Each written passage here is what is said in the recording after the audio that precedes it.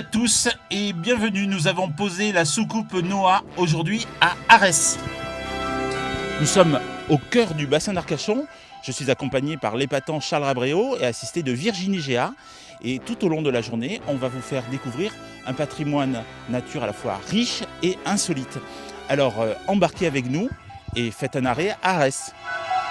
La commune est la seule en Europe à avoir un ovniport. En 1976, un Arésien qui s'appelle Robert Cotten était électronicien à la sécurité de l'aéroport de Bordeaux-Mérignac, donc habitué à scruter le ciel. Et il s'est posé la question en disant « Mais pourquoi ne voit-on jamais de martiens ou d'ovnis ?»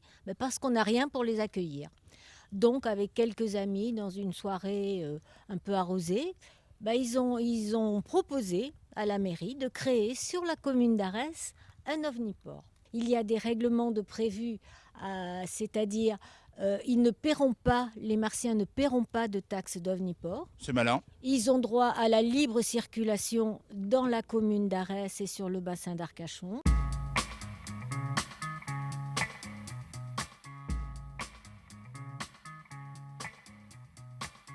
Suivez-moi, on va à la rencontre de Claire. Bonjour Claire. Bonjour Christophe. Vous avez voulu créer un concept de restaurant gastronomique bio et vegan. Alors ce concept, est-ce que vous pouvez nous le présenter ?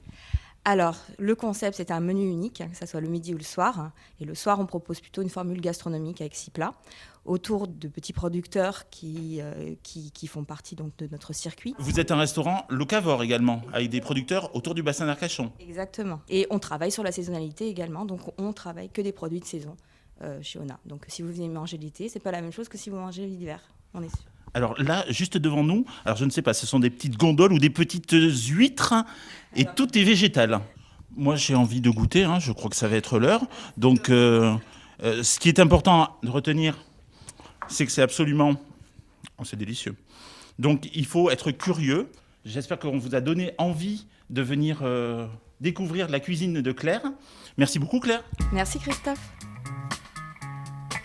Votre métier, c'est un petit peu faire de la haute couture. Vous arrivez avec une matière première que l'on appelle la toile, et vous faites des filets sur mesure. Exactement, c'est notre savoir-faire, c'est notre cœur de métier. Nous, on travaille avec des produits de qualité, plutôt haut de gamme, et on fait de l'assemblage sur mesure, comme le ferait un tailleur pour confectionner un joli costume.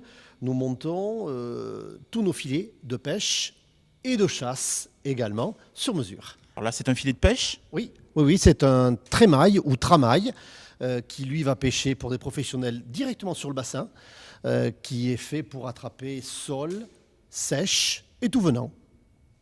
À Arès, tout y est nature. Il y a notamment 2 réserves naturelles.